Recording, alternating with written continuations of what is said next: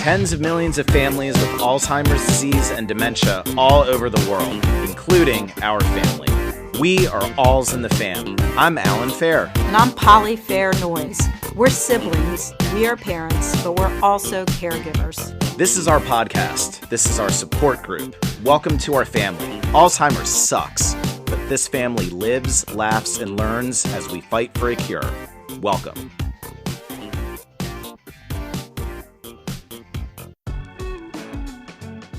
All right, so really cool episode of Alz In The Fam today. Our mother, who has Alzheimer's, is also the mother-in-law of our four spouses. And so today, the four of us siblings welcome our husbands and wife to share their perspective of experiencing Alzheimer's through the lens of being a son or a daughter-in-law. So we're going to go around and have each of us introduce our spouses. Polly, why don't we start with you? Hey, everyone. Well, today we welcome my husband, Steve. We've been married for, is it 32, 34 years? Yeah, okay. Long time. Yeah, anyway. long time. Who wants to go next? I'll go next. This is my husband, Mike, and we have been married 28 years. So welcome, Mike. Thanks for being on. Glad to be on. And this is my husband, Paul. We've been married almost 27 years. And I have to say, he's definitely my better half, especially in the morning. And I think I'm correct in saying this. I kind of want to quiz you, Tina, as to how long we've been married. But I think it'll be 18 years this year that we've been married. Sounds right. Wow. Seems like yesterday. We still look like we're about 18 years old, though, don't Yes. Yeah. I think you got married when you were 18. So now you're only 36, right? Right. Yeah. 35, 36. Yeah. around. Perfect. Mm-hmm.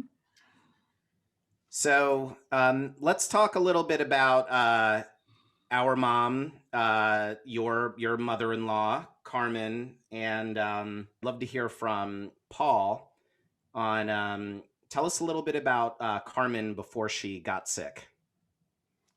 Yeah, sure. First off, the brothers-in-law tend to call Carmen Car-Mom out of affection for her, obviously. And the one thing that I noticed about Carmen right away when I first met her was how much she really reminded me of my mother. They are a couple months apart in age. So from the same, generation, they were, just both very active individuals. I would say stylish people, stylish women, vibrant. And, I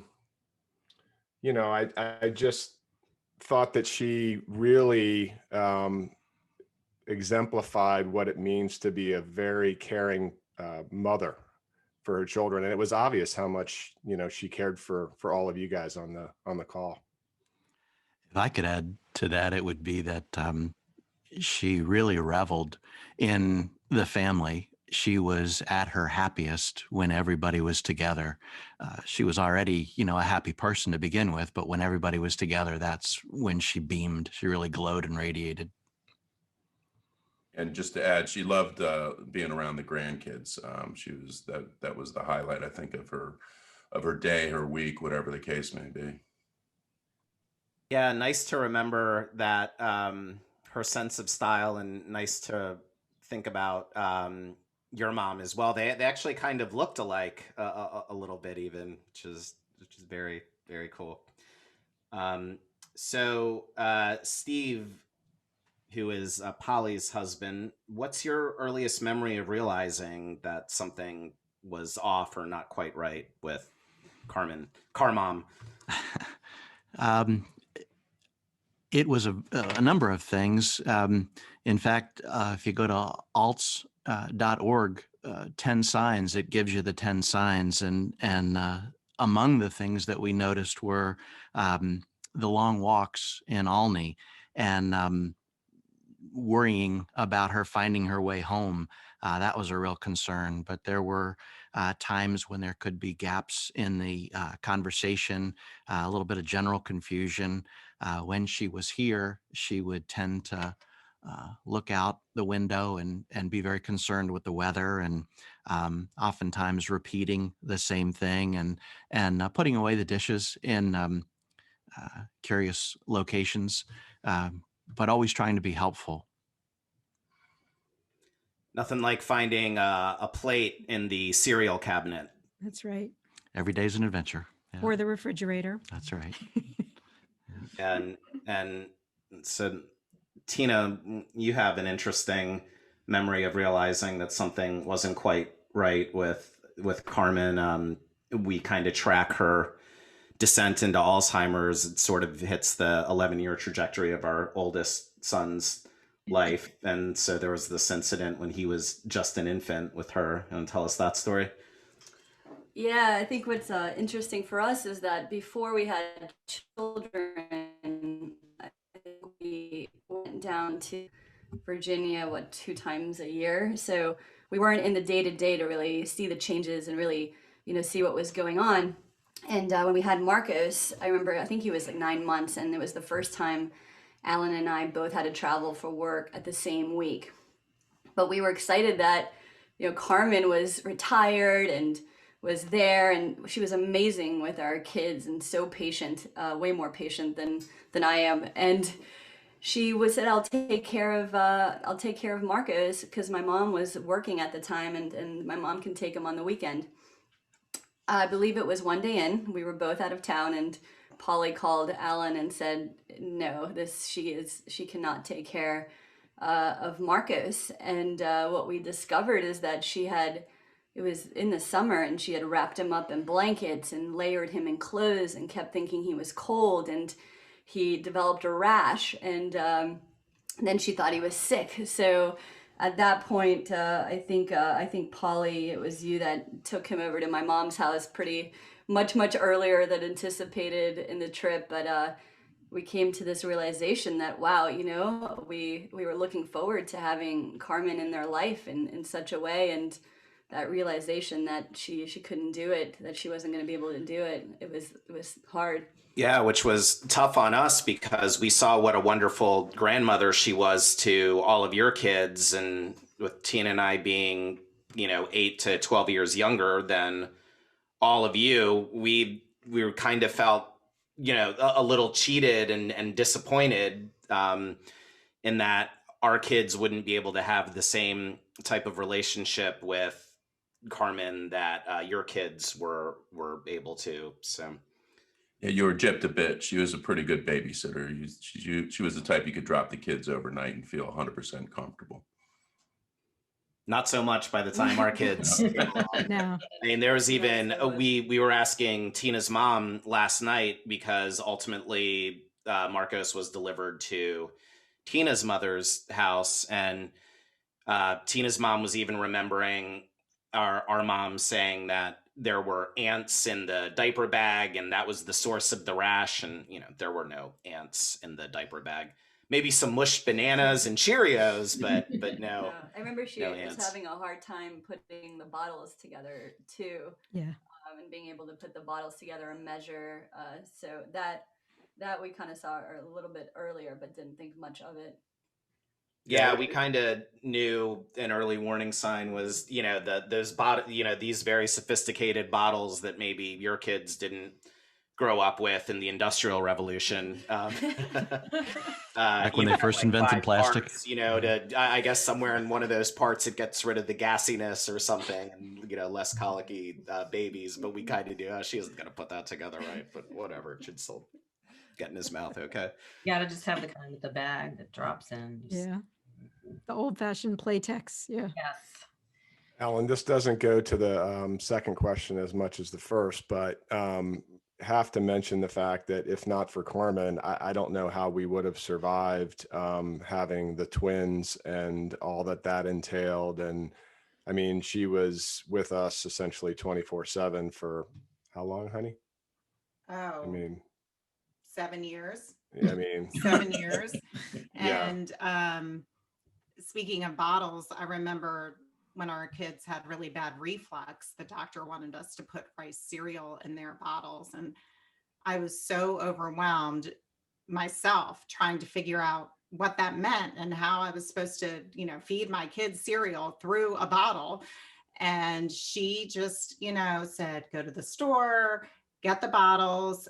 All we have to do is heat up a needle, and then I'm going to put it through the tip and widen it. And she stood there and she must have made, 10 different bottles with different sizes of openings so that we could test them all and make sure that the kids could get their food that way. I relied heavily on her with our twins, heavily. And she was awesome. Yeah. And I think we saw that transfer of ability. When Mike turned 40, we were going to leave our kids with her. And we just couldn't. It ended up being, and that was sort of at the time when Alan was just coming in. And it was one of the reasons we knew to let Alan know and Tina know that she wasn't really able to do that anymore. We saw that transition because we did not. My mom would come over and help me with my kids or whatever, but didn't watch them as regularly as your guys. But there's all different kinds of grandmas, and she was the grandma that was swinging on the swing set with them, making their food, putting them to bed, making sure that they had socks and a hat on for sure. But never going that far as to the additional swaddling that Marco got. So switch gears here, but so we're talking about the theme of our episode is talking about a mother-in-law who's sick, but obviously all of our spouses have their own parents, and wanted to talk a little bit about how it's different going through this experience with an in-law rather than your own parents. How is that role as an in-law different? I can take that. I think as the tip of the spear, so to speak, for my mom's, not really caregiving per se, but care management. It's different in that I'm not that for Carmon. I'm, a support player for Tracy is really how I look at it, and probably not the best that I could be. I certainly could be better. You're pretty good. Well, it's, with anything, we all know on this podcast that, feelings of guilt can come in, and, you're never doing enough. And, and it's just hard with my mother's situation. It's been more of a physical decline with the strokes, right? So it's kind of the exact opposite where, Carmen has all of the physical attributes and everything intact. Primarily, it's the other way where she's lost, the mental faculties. So it's just a different dynamic completely. But again, I think a lot of it has to do with just never feeling like, we're doing enough. Maybe that's. Well, I think you just take the view that, Carmen's part of the family. You help out where you can, when you're asked, whatever the case may be. So I know we tried to have Carmen at our house quite a bit, just in the early days, just to, let her see the kids a little bit more. We know she didn't like driving down from Olney to Northern Virginia. So, we would go get her, try and have her come down for a weekend or, the holidays. So that way she'd be around family, the grandkids, and, she wouldn't be quite so isolated, up in Olney. Well, and I want to remember that, there was a lot of going back and forth, but when mom was at home, she would get afraid, and Mike would go over and, look at the house and come back and be like, there's nothing there. She just forgot that she put her, that she unplugged her own cable, not that anything else happened. And it is kind of that, what Paul said, it's not the primary decision making, but the support, which, Mike was, and all of you guys have been so fantastic about supporting us through the effort, both emotionally, as well as with practical help when you can. So, I mean, just, I think you kind of just do it, and it's good to reflect back on how lucky we are to have supportive spouses in our lives. And we're the opposite. We just had an incident with my in-laws where Mike was asked to be the primary help with when my mother-in-law had an issue. And same thing, it was different in that, and Tina, you guys are in the same situation, where Mike's mom has a spouse living with her that can do a lot, but it really showed us how he's aged as well. And we have to step up and do some of the decision making for them as a couple. So that was sort of different than the situation that we're in with our mom. Yeah, no, I think that's a good point, Bonnie. I think with Carmen, it was always hard because we weren't there, and it's it's being supportive and not, trying not to give your own opinions about what should be done, because I don't know. When Alan wants to come down, it's like you leave your family and you go and focus on your mom. So you're always, and that happens with me, you're always split. Like if I have to go support my parents, then you leave your family behind to fend for themselves for a week or however long it takes, no matter what's going on. So that's you're giving support in different ways, so you can make sure that that Alan was focusing on the right things and trying to make decisions. But what I find, and I think I found with Alan, is that was probably the one place that he really always spoke to all of you, his sisters. Like, nobody knows what you're going through like a brother or a sister in that situation. And I've probably gotten closer to my sister than ever in the last 3-4 years, because she's the only one who really understands what we're going through, what's going on, how we can make a decision, how it impacts both of us, because it impacts both your lives, essentially, whatever decision you're going to make. Yeah, it's deeply personal when it's your own parent, and it's different when you're the in-law. So Tina's father, Spiro, also has dementia, and his journey in that began later than my mom. So I was a few years into my journey with my parent when Tina's journey with her father was just beginning, and there were times when I had all this sage advice and wisdom that wasn't, despite my best intentions, wasn't coming across that way. And sometimes your job is to just kind of sit back and be supportive and let that individual personal journey with one's parent play out as it's going to, and just find a delicate way of being supportive that might be different of how you might handle it with your own parent. And hopefully we've gotten to a good place with that. So Mike, you had mentioned earlier a little bit about going to get Carmen, and it actually got to the point where her disease progressed to the point where she moved into your house, to yours and Bonnie's house. Tell us a little bit about what that experience was like, trying to take her in. Yeah. Well, first of all, remember, everything was gradual. So it's not like there was just this one aha moment. It kind of, over time, we had more moments that kind of led us to believe that there was really an issue. But again, at first, it was just trying to get her to our house because, we enjoyed her company. She liked being here. She liked helping cook a little bit. She definitely liked clean. She liked walking. She liked going out with the grandkids and just, having an active life. But then it obviously, we found out that, there started to be these issues. But, in the beginning, it was very easy. She's very pleasant to hang around, very helpful, and was very thankful to be here. So it was, just an all in all a pleasant experience.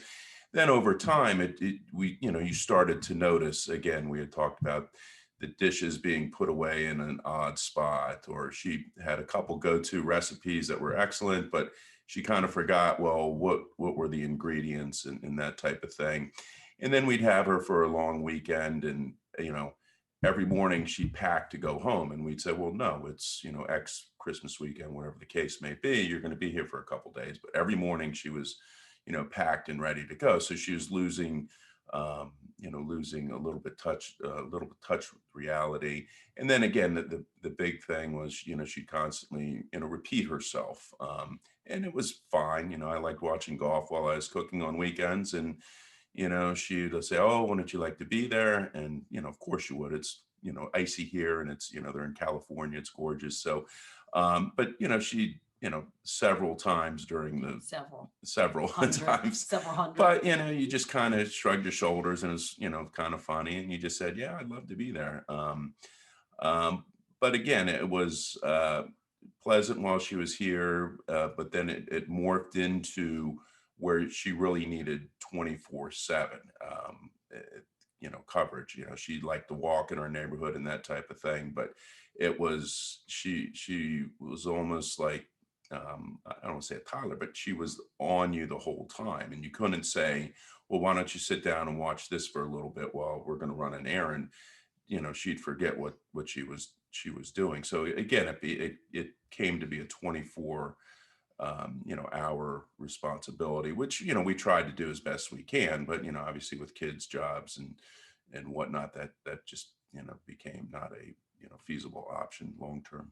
Yeah, we would rely on the dog to take her on a short walk because he knows how to come back to the house. So it was What a really good that. dog. Yeah, my dog, who walks slow like her now, so it's still okay. Yeah, perfect.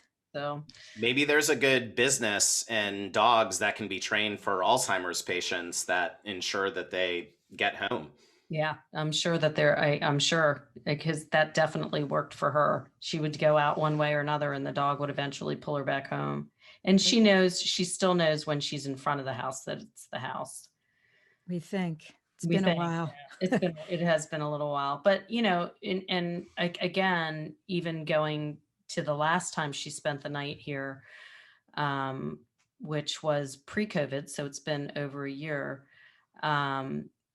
She woke up and in the middle of the night and had a night terror. She had no idea. She heard us talking outside the door because she'd gone to bed before us, and was scared out of her mind, thinking that there was a stranger in her home outside of her door, and was screaming and saying she wanted to she was going to call the police, and she had a gun, which of course wasn't true, but that's what she was in a full terror.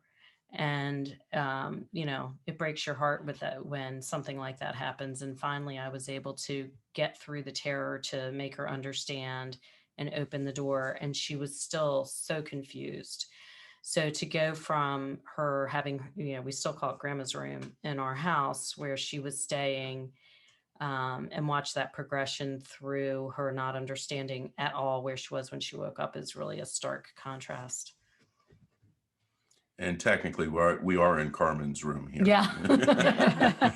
Yellow was her favorite color, so we painted the room yellow. Yeah, bright yellow with summer scenes, birds, and Broadcasting live from grandma's room, which we had to move from downstairs to upstairs because she was afraid. She wanted to be close to us. I think about her being scared in her house, the house that we grew up in, because when she first started exhibiting symptoms, she'd talk about the noises in the house, and she still had enough of her marbles to know that it was just house sounds, but she was hearing new things, or it's like there was a presence or something else in the house. And it reminded me of being a kid growing up in that house too. And I went through a phase when I was maybe 11 or so, where I was suffering from anxiety and didn't know it was anxiety at the time. But I remember the sound of the furnace kicking in the middle of the night and being scared. And at least I had Mom. I could go and, she could help make me feel better. So to be alone in that house and be scared is just heartbreaking, and certainly one of my earliest memories of that. How do we think Carmen's Alzheimer's has changed our family? How do you think we're different as a result of going through this experience? Well, I think Tina, when she talked about it at least for us, well, we're supposed to be talking to the spouses, but Tina said that we're all closer. Well, we've always been a close family, so this has brought us closer, but it's really more for you guys to talk about. I would say that from the outside looking in, so to speak, you have always been a close family, but you're really, really blessed to have each other. The dynamic between each of you and among us is, I think, a little unique, in the context of times. If there was just one of you to contend with this, it would be crippling. But the fact that you've got each of you, many hands make light the burden. Contending with her being, in Alney, was a big deal. And we were the closest. We were a half hour away, but still to be reaching, to be concerned, as Alan said, about her being afraid. And now, she's closest here, but there's just ongoing friction with the degree of what the caregivers believe is right and what the family might see as an opportunity to be a little more caregiving. So misinterpretations or finding common ground, with the facility she's in now is a ongoing battle.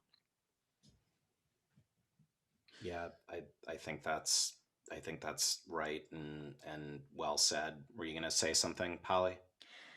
Well, I was just going to say, I think the way it's changed our family the most is we were used to Mom taking care of us. When Steve and I moved into our house so many years ago, Mom was still very well and healthy. We didn't have kids yet. And I remember she came and helped us unload the moving truck, set everything up.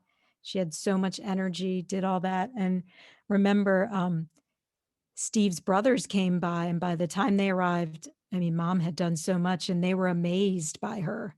She was always taking care of us, everyone, even when we were adults. And it just changed to us focusing really on taking care of her. And she really loved each of our spouses, and just welcomed them and was kind and had a special relationship with each of the spouses. And I'm glad each of our spouses got to see that, but now it's changed. That's how it's changed our family. Yeah, no, you're right. She was so amazingly supportive, and coming from a Greek family and a Greek mother who has opinions about everything and everybody, the fact that she just welcomed me with no questions asked, was always supportive, was always so nice. It amazed me how lucky I was to have, such an amazing mother-in-law in my life. And, and I think for us, just being younger and having our kids much older, which I probably would rethink at this point if I had to go back and do it again. I really wish that they had the opportunity to meet her and know her, in the days where she was vibrant. And she, I remember her at the beginning sitting on the floor with them for hours and playing with them, and it's hard for them to remember those days. So, that's definitely something I think about.